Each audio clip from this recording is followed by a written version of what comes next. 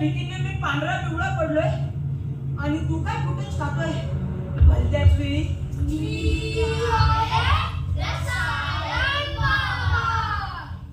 रसायन बाबा? पण ते तर आम्ही आमच्या पांडे सरांना चिडवतो. चिची चिडवतो म्हणजे प्रेमाने म्हणतो रसायन बाबा.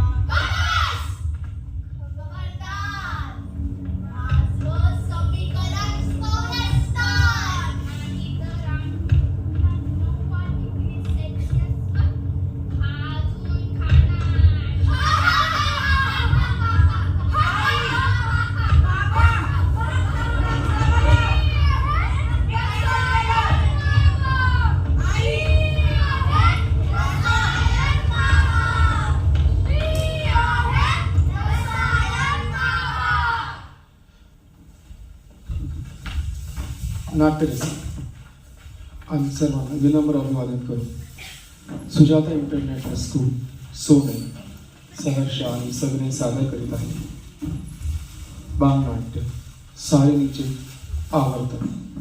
लेखक सचिन गोटे, दिग्दर्शक रोहित रघुवीर लहाट, पार्श्वसंगीत विवेक रघुवीर लहाट, नैपथ्य सार्थक दैफळे, रंगभूषा व वेशभूषा प्रीती देशमाने, पात्र परिचय अनिकेत ऋषिकेश गवळी, आरोही सुप्रिया दैफळे, जुही सृष्टी पालवे, गायत्री सुहानी वैरागर, श्रेया व पात्र 1 श्रेया विघ्ने, मुलगा व पात्र 2 कृष्णा दैफळे, मुलगी 1 व पात्र 3 आकांक्षा चिंदे, पात्र 4 अनुष्का देशमाने, पात्र 5 तेजश्री टिक्कर. सविनय सादर करते सुजाता इंटरनॅशनल स्कूल सोने.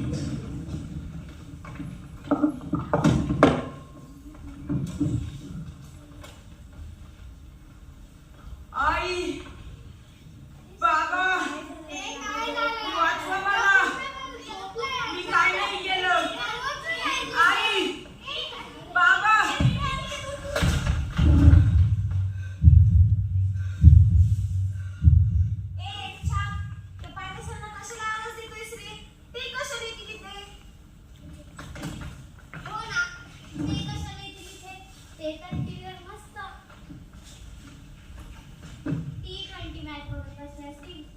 आपण घरी होत करू. नाचार लेकरांची आठवण तर येत असेल का त्यांना? अरे खरंच, म्हणजे स्वप्नात पण खरंच. पांडे सर पांडे काकूंचा मोठा गाव घालून मला खायला आले होते. त्यांची लांब लांब नखं, मोठमोठी लाल लाल डोळे. तुला खायला तू काय डॉमिनोजचा पिझ्झा आहेस का? वाव, पिझ्झा विथ एक्स्ट्रा चीज. असा अजून असा. उद्या जेव्हा पांडे सर घेतील ना पिरियडिक टेबलचा क्लास, तेव्हा काय तुम्हाला pizza with extra cheese. Yummy काय? थांबा. पिरियडिक टेबल, बापरे, ऐकूनच माझ्या पोटात धडधड होते. पोटात नाही ग बाई, धडधड छातीत होते ना. पोटात तर गोळा येतो गोळा. माझ्या पोटात होतं धडधड. तुला काय प्रॉब्लेम? अगं पोटात गोळा आला प्रॉब्लेम सकाळी होतो. कसला? हिलियम गॅसचा. अच्छा, पोटात हेलियम गॅस असतो. पोटात नाही रे डफर. हेलियम गॅस तर पिरियडिक टेबल मध्ये असतो. घ्या मग आता. पिरियडिक टेबल मुळे सकाळी कसा काय प्रॉब्लेम येऊ शकतो?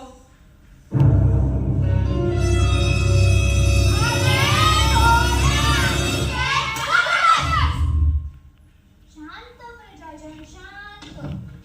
आता गंमत पुरे, कारण उद्या पांडे सर आपली हवी तेवढी गंमत घेणारच आहेत. तर आता आपण आपल्या मूळ मुद्द्यावर येऊया. आपला मूळ मुद्दा आहे जे काही अवर्त सारिणीची माहिती आणायची आणि त्याचे पाठांतर करायचे. जे काही गडवाल बाई गडांतर असा शब्द आहे तो. हा तेच ते. तर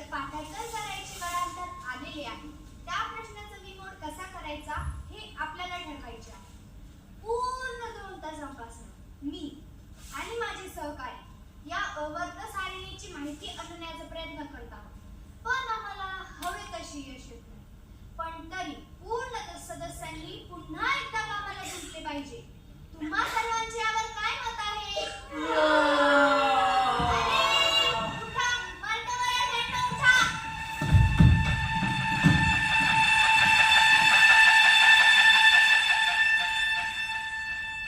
पण महाराज, माझा खूप महत्वाचा प्रश्न आहे. बोलो बोलो, अजान मालो. हे सावतारिणी, हे आवडतं सारिणी म्हणजे काय? जरा सांगाल का मला? मी सांगते. अरे, बाजूला व्हा. एकदा सांगितलं ना, बाजूला व्हा. हो, बाजूला.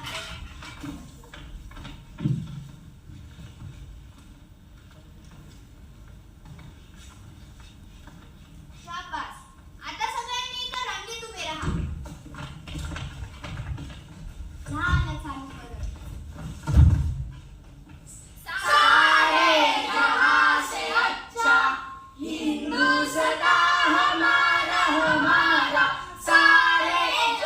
Useless, hopeless people, shut up. अंग्रेजों, भारत छोड़ो, हम तुम्हें जीने नहीं देंगे. इनकलाब जिंदाबाद.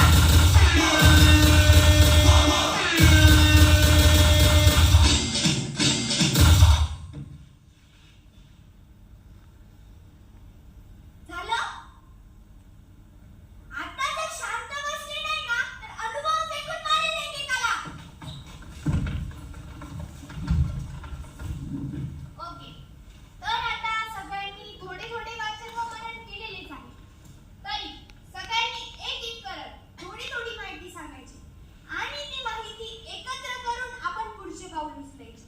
मंजूर? मंजूर. वंदे मातरम. वंदे मातरम. उठले बडबडे महाराज. तर आवर्त सारिणी म्हणजे इंग्रजीत प्रचलित असलेले नाव म्हणजेच पिरियोडिक टेबल. तर या रसायनशास्त्राचा पाया असलेल्या पिरियोडिक टेबल बद्दल मी की नाही तुम्हाला की नाही थोडीशी माहिती सांगणार आहे. आता ग बया, काय होतं हिला? बघा जरा. एवढ्या बोरिंग भाषेत नको सांगूस. तू गप्प बसा.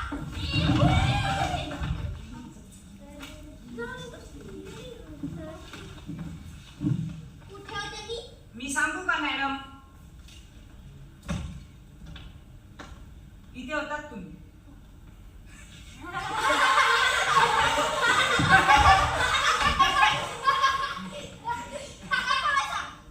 तर पिरियोडिक टेबलचा जन्म कसा झाला, कुठे झाला आणि कधी झाला हे आपण जाणून घेऊया. तर काय म्हणताय? ये बनताय, क्या बोलती पब्लिक, यो को हल्ला मचाएंगे.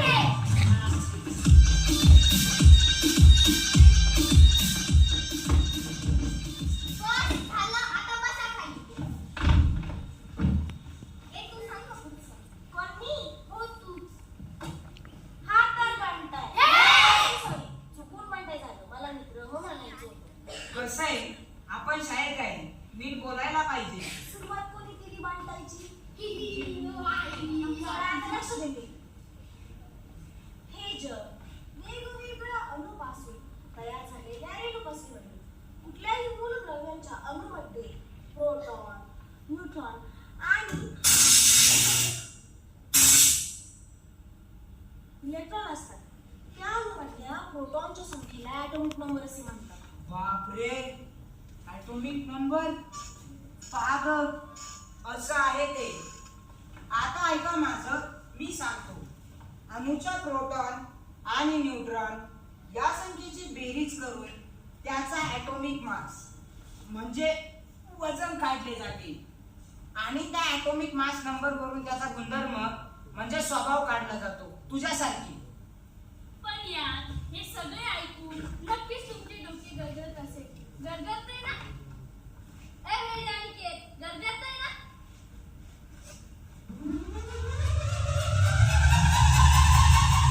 अगदी असंच त्यावेळी रसायनशास्त्राच्या शास्त्रज्ञाचं डोकं गरगरत होतं. एवढी सगळी मूलद्रव्य, त्यातही काही धातू, काही द्रव तर काही वायू, या सर्वांचे वर्गीकरण करायचे तर कसे, हाच प्रश्न त्यात पडायचा. रेझिलियन नावाचे शास्त्रज्ञ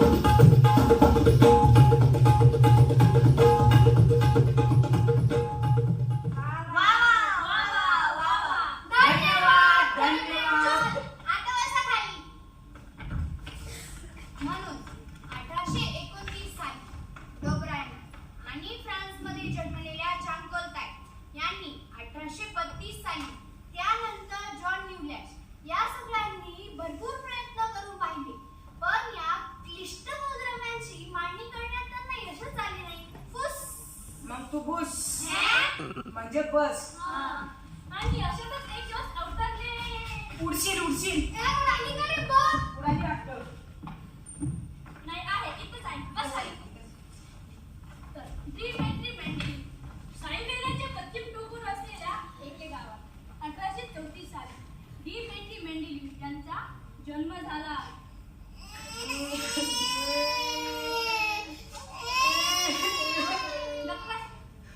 आणि त्यांनी स्पिरिट टेबल रचना जगापुढे आणली. तीच रचना आजही रसायनशास्त्र प्रमाण मानली जाते.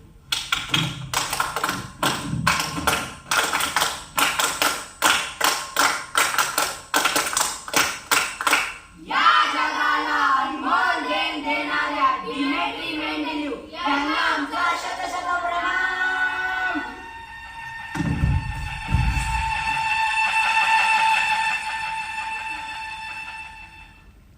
अरे यार, पण मला असं का वाटतंय एवढं सगळं समजून सुद्धा माझ्या डोक्यात काहीच गेलं नाही.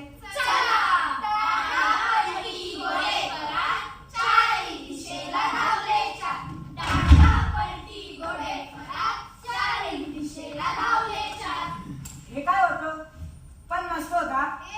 गाढवा तुलाच म्हटलंय गाढव कुणीकडचा.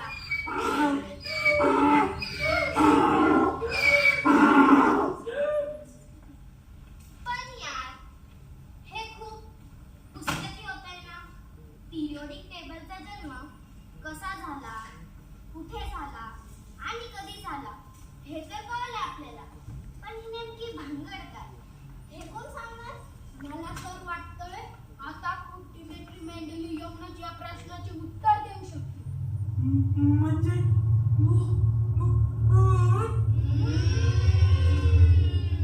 कोण आहे कोण आहे इकडं? पण नाही रे, काही पण बडबडत दिसतं.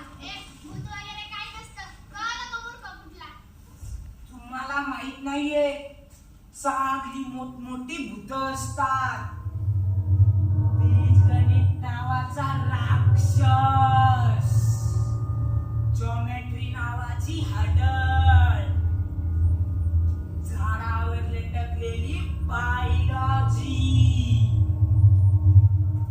गोल गोल फिरून मारणारा भूगोल, जुनी भूत उकरून काढणारा इतिहास, बोबडी वळवणारी इंग्रजी हिंदी संस्कृत.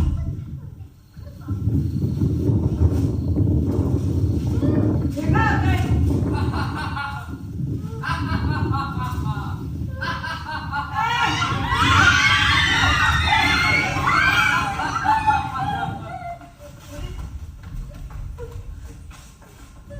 कोण आहे? मी कोण आहे? मी आहे डिमेट्री मेंडेलिव्ह. मेंडेलिव्ह पण तुम्ही तर कधीचेच मेले होते. मग इथे कसे? मुलांनो, मनुष्य हा त्याच्या शरीराने मरतो, पण त्याच्या कार्याने तो सदैव अमर होऊन जातो. दैव कृपेने माझ्या हातून या पिरियोडिक टेबलची निर्मिती झाली आणि त्यामुळे मी अमर झालो.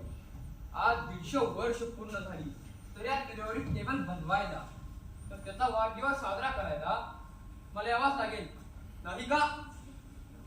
अरे इथं करत आले का? वा मुलांनो, अरे मुलांनो, तुम्ही कायमच घाबरत असतात या पिरियोडिक टेबलला. तुम्हाला माहित आहे का, आजच्या ह्या सृष्टीमध्ये आणि टेक्नॉलॉजीच्या ह्या युगात पिरियोडिक टेबल जणू काही एक वरदानच आहे. अहो पण काका, तुमच्या या वरदानामुळे आमच्या मुलांची खुश हवा निघते रसायनशास्त्राच्या पिरियडला. पण तुम्ही जर हा खटाटोप केला नसता तर आम्हाला हा भारच सहन करावा लागला नसता.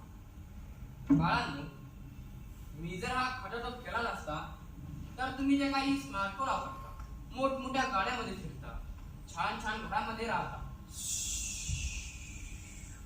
विमानामध्ये बसून मस्त हवेशी गप्पा मारता, रोज नवीन टेक्नॉलॉजी त्या बाजारात असते, हे तरी शक्य झाले असते का? ही सृष्टी कुठल्या घटकापासून निर्माण झाली आहे हे तरी आपल्याला कळले असते का? आहो पण काका, ते तरी अजून आम्हाला कुठे कळालं? तेच तर समजण्यासाठी आपल्याला त्या पिरियडिक टेबलचा अभ्यास करावा लागतो. अभ्यास. तर आमचे प्रेमळ मेंढेलू काका, तुम्हीच आम्हाला समजावून सांगा.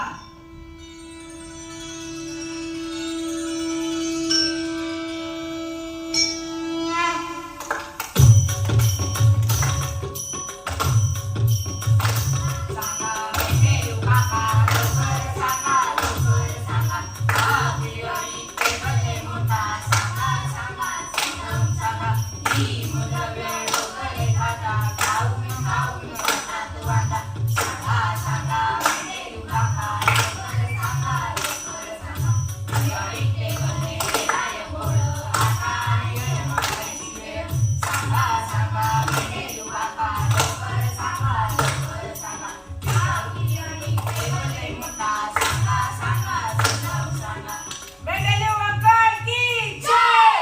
मेंढेलू महाराजांचा विजय असो, विजय असो, विजय असो. सांगतो मुलांना, सांगतो. सगळे काही अगदी नीट समजावून सांगतो. त्याआधी तुम्ही जागे जमत.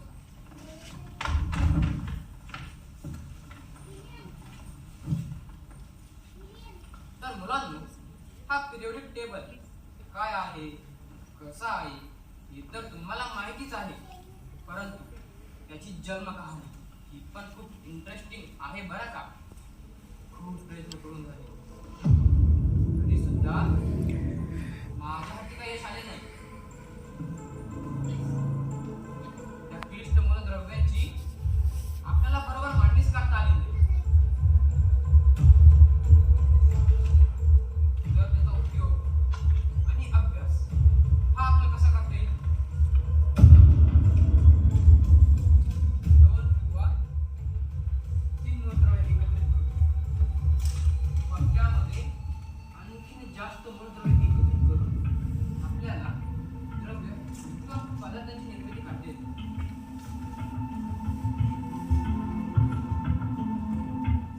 ही सृष्टी कुठल्या घटकापासून निर्माण झाली आहे हे जर आपल्याला कळले नाही तर आपली प्रगती होईल का? हा प्रश्न सतत माझ्या डोक्यात फिरत होता. जंग पकडून सुद्धा माझ्या हाती काही यश आले नाही. अशातच 14 फेब्रुवारी 1869 चा दिवस. हा शुक्रवारचा दिवस. माझे पुस्तकात लिखाण सुरू होते. त्याची 2 आठवड्यांनी पूर्ण झाली. पण तरी सुद्धा मी कल्पना करतो.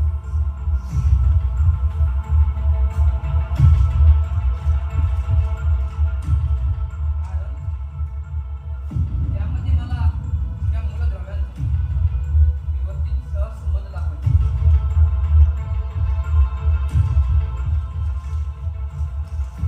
पण माझ्याकडे वेळ फार कमी होता. इतक्या 2 दिवसात माझी खूप कामे येणार.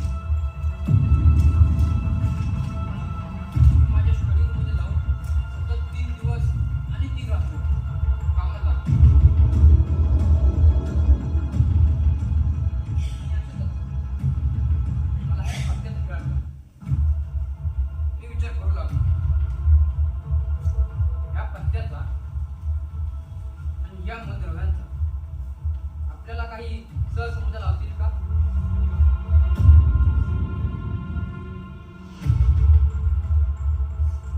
पण अशातच मला गावी जायचे.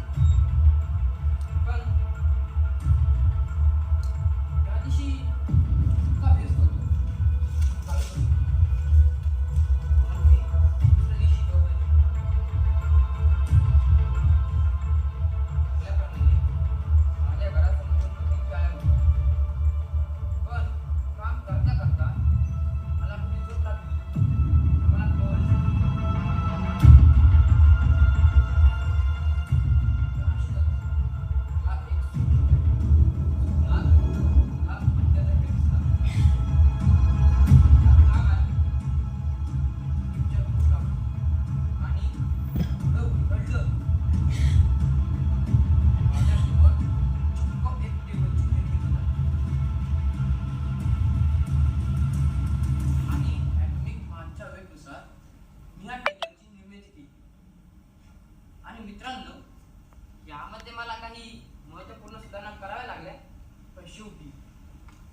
तुम्हाला माझ्या त्या पिरियोडिक टेबलचं कोहडं. अहो पण मेंढेलीव काका, तुमच्या या पिरियोडिक टेबलचा आमच्या रोजच्या जीवनात काय उपयोग? काल बाळांनो, आपण या पिरियोडिक टेबलचा आपल्या रोजच्या जीवनात उपयोग करतोच तर. म्हणजे आता हे बघा, या सृष्टीमध्ये कोणतीही गोष्ट किती विभागात विभागली जाते. आता तुम्ही म्हणाल ते म्हणजे काय? तर घन म्हणजे सॉलिड, द्रव्य म्हणजे लिक्विड, आणि वायू म्हणजे काय? गॅसियस. शाबास. बाळांनो, आपण आपल्या रोजच्या जीवनात या पिरियोडिक टेबलचा उपयोग करतोच तर. उदाहरणार्थ हा घरगुती स्वयंपाकाची भांडी, अंगावर घालणारे दागदागिने, टीव्ही, मोबाईल, रेफ्रिजरेटर अशी न संपणारी यादी आहे यामध्ये. हे सगळे घडले तर या पिरियोडिक टेबलच्या अभ्यासामुळे. म्हणून तर बाळांनो, आपल्याला या पिरियोडिक टेबलचा अभ्यास करावा लागतो. पण तो कसा काय? तो कसा काय? आता कुठलाही टेबल हा रो आणि कॉलम पासून तयार होतो. म्हणजेच उभा तक्ता आणि आडवा तक्ता. आता आपल्या वर्गामध्ये बऱ्याच जणांचे वजन हे 50 किलो असेल. आणि ते तर काहींचे 40 किलो असेल. कृष्णा, तर काहींचे 30 किलो असेल. आरोपी तुई.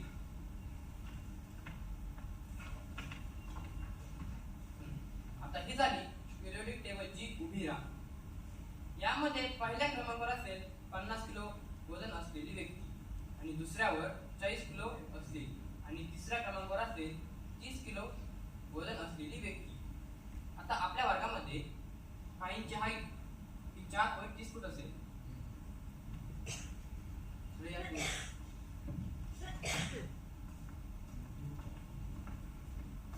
हा, तर काहींची 4.45 फूट असेल. हा, जुनी तुई. तर काहींची 5 फूट उंची असेल. गायत्री तुई. आता ही झाली पिरियोडिक टेबलची आडवी राह. यामध्ये प्रथम क्रमांकावर असेल 50 किलो वजन असलेली व्यक्ती, पण सोबतच 4.30 फूट उंचीची व्यक्ती देखील असेल. बाळांनो, याच गोष्टीचा उपयोग करून मी या पिरियोडिक टेबलची निर्मिती केली आहे. अच्छा, तर कसं आहे ते? चला तर मग आता आपण सगळे मिळून मेंढेलीव काकांना थँक्यू म्हणायचं. हा, थँक्यू मेंढेलीव काका. काही नाही. मुलांनो, तुम्हाला या पिरियोडिक टेबल मधल्या काही गमती जमती माहित आहे का? नाही. बरं, मी सांगतो. तुम्ही आधी जागेतून बघा.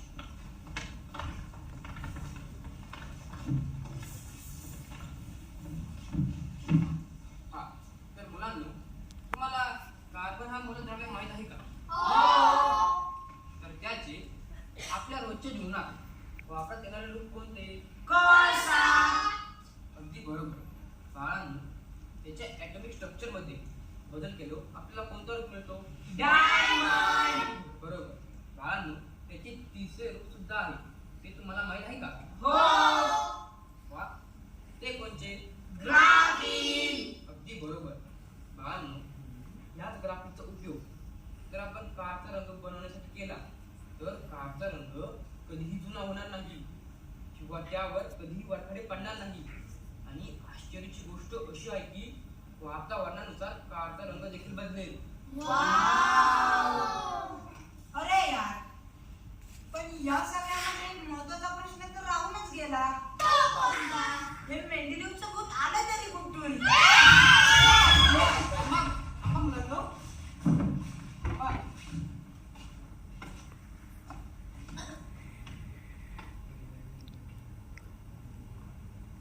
काही भूत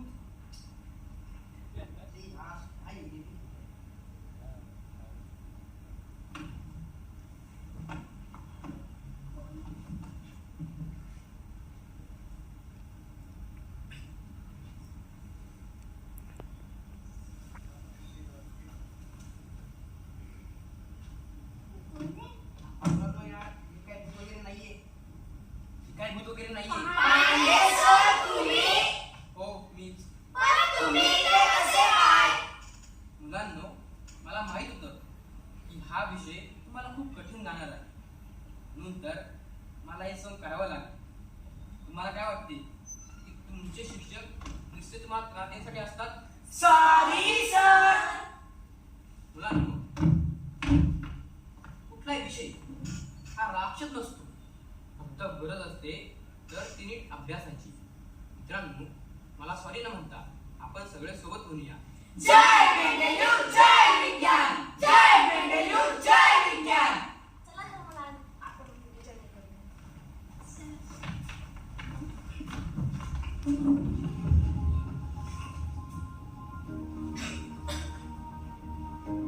तर आवर्त सारणी म्हणजे इंग्रजीत प्रचलित असलेले नाव म्हणजेच पिरियोडिक टेबल. तर या रसायनशास्त्राचा पाया असलेल्या पिरियोडिक टेबल बद्दल मी तुम्हाला पिरियोडिक टेबलचा जन्म कसा झाला, कुठे झाला आणि कधी झाला हे आपण जाणून घेऊ. हे जग वेगवेगळ्या अणूपासून तयार झालेल्या रेणूपासून या मूळ प्रबंधच्या अणूमध्ये प्रोटॉन, न्यूट्रॉन आणि इलेक्ट्रॉन या अणूमध्ये प्रोटॉनची संख्या ॲटॉमिक नंबर असते. अणूच्या प्रोटॉन आणि न्यूट्रॉन या संख्येची बेरीज करून त्याचा ॲटॉमिक मास म्हणजे वजन काढले जाते आणि त्या ॲटॉमिक मास नंबरवरून त्याचा गुणधर्म म्हणजे स्वभाव काढला जातो. ब्रेझिलियन नावाचे शास्त्रज्ञ होते. त्यांनी 1820 साली ॲटॉमिक मास या प्रमाणाने मांडणी करावी असं सुचवलं. म्हणून 1829 साली डॉक्टर आणि फ्रान्समध्ये जन्मलेल्या चांकोर्या यांनी 1832 साली त्यानंतर जॉन न्यूटन या सगळ्यांनी भरपूर प्रयत्न करून पाहिले, पण या क्लिष्टमय द्रव्यांची मांडणी करण्यात त्यांना यशच आले. आणि याच्यातच एक दिवस होता डी. मेंडेलिव्ह सायबेरियाच्या पश्चिम टोकावर असलेल्या एके गावात 1834 साली डी. मेंडेलिव्ह यांचा जन्म झाला आणि त्यांनी पिरियोडिक टेबलची रचना जगापुढे आणली. हीच रचना आजही रसायनशास्त्रात प्रमाण मानली जाते. Very good. So, what is mean by periodic table? A systematic arrangement of elements is called as periodic table. Mendeleev uncle की जय! मेंडेलिव महाराजांचा विजय असो, विजय असो, विजय असो. చకలోరం గండో వండో లకలకటం అక్కో టక్కో ఇడి ఇడి ఇడిగో ఇడిపాయ్ చికి చకచో గిలి గిలి మన్ సులు సులు మన్ మకరక బుక బుకురే టుక బుకురే చకలక బిక్కో చిక్కో సిలి సిలి సిలిగో బరదుం చికి చకచో.